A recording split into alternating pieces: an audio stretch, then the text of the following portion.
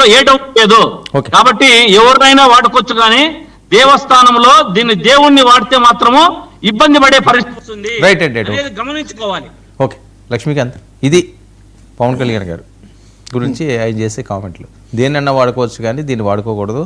జగన్మోహన్ రెడ్డి గారు అంటే అప్పుడే భయం పట్టుకుంది, అందుకని ఈ రకంగా మమ్మల్ని గెలిపించండి ఇప్పటి నుంచి ఎలక్షన్ క్యాంపెయిన్ చేస్తున్నారని. నిజమా సార్? విమర్శలకు ఎక్కడా కూడా మేము చోటు ఇవ్వకుండా ప్రస్తుతం అయితే కూటమి ప్రభుత్వం అయితే ముందుకెళ్తుంది. ఆ విషయం అయితే వాళ్ళు గుర్తుపెట్టుకుంటే మంచిది. జగన్మోహన్ రెడ్డి గారిని చూసి భయపడడానికి, జగన్మోహన్ రెడ్డి గారికి 11 సీట్లు వచ్చిన తర్వాత ఇవాళ రోజున ఎన్నిసార్లు బయటకు వచ్చారు, ఎన్నిసార్లు ప్రెస్ మీట్ పెట్టారు, ఎవరి పక్కన పోరాటాలు చేశారు. మాట్లాడితే వాళ్ళు బయటకు వచ్చినప్పుడల్లా విధ్వంసమే కదా. వాళ్ళకి ఎప్పుడు బయటకు వచ్చినా కానీ ఒక ఉన్మాద చరిత్ర పైకి తీసుకురావడానికి ఒక ఫ్లగ్ గార్డుల రూపాన రప్ప కార్డులు పెట్టుకొని తీసుకురావడమే కదా.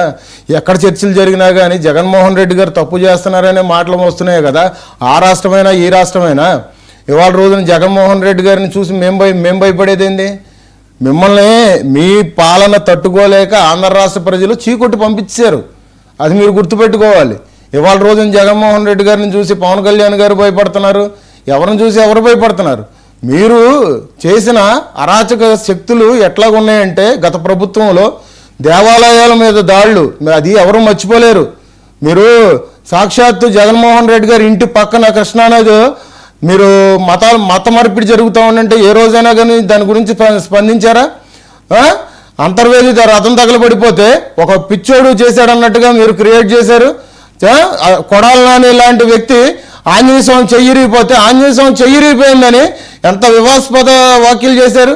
మీరు ఇవాళ రోజున హిందువుల ప్రకారంగా ఓట్లు కావడం కోసం మీరు కేవలం అధికారంలోకి వచ్చిన తర్వాత హిందువుల్ని వాడుకొని మీరు తిరుమల దేవస్థానంలో మీరు చేసిందంటే చెప్పులతో తిరిగారు జగన్మోహన్ రెడ్డి గారు. అసలు గోవింద నామస్మరణ చేయాల్సిన తిరుమల కొండ మీద గోవింద అనాల్సిన తిరుమల కొండ మీద జై జగన్ అని అనిపించుకున్నారు. వైవి సుబ్బారెడ్డి గారి భార్యతో జగన్నాథ రక్షక గోవింద అనే ఒక మాట కూడా తెప్పించుకున్నారు.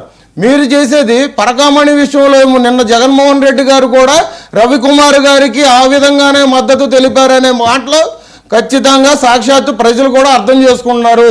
ఇవాళ రోజున మిమ్మల్ని చూసి మేము భయపడ్డం ఏంటి? మమ్మల్ని చూసి మేము భయపడిపోయి ఇవాళ రోజున తాడేపల్లిలో ఉండలేక ఇలంకా ప్యాలెస్కి వెళ్ళిపోయారని మేము అంటున్నాం. దీనికి మీరేమంటారు శ్రీకాంత్ గారు? కానీ ఇవాళ రోజున ప్రతిసారి ఎవరికి భయం రాదు. ఇక్కడ సమగ్రతగా స్వచ్ఛందంగా పారదర్శకతతో మేము ఒక పాలన ఇచ్చుకుంటూ వెళ్తున్నాం కూటమి ప్రభుత్వంగా. ఇవాళ రోజున చూశారు మీరు, ఇంతకుముందు మీ ప్రభుత్వ హయాంలో జగన్మోహన్ రెడ్డి గారిని పొగిడించుకోవడానికే కార్యక్రమాలు పెట్టుకునేవారు.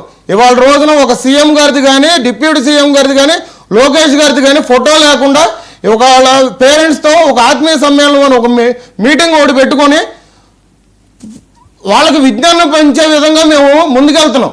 అట్లాంటిది ఇవాళ రోజున మీ పాలన గొప్పదా మా పాలన గొప్పదా?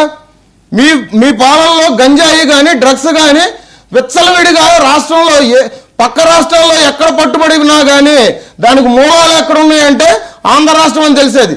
ఇవాళ రోజున అదే డ్రగ్స్ మీద మేము ఒక ప్రోగ్రామ్స్ కూడా మేము కండక్ట్ చేస్తున్నాం కూటమి ప్రభుత్వంలో. అది మీరు మర్చిపోతున్నారా? జగన్మోహన్ రెడ్డిని చూసి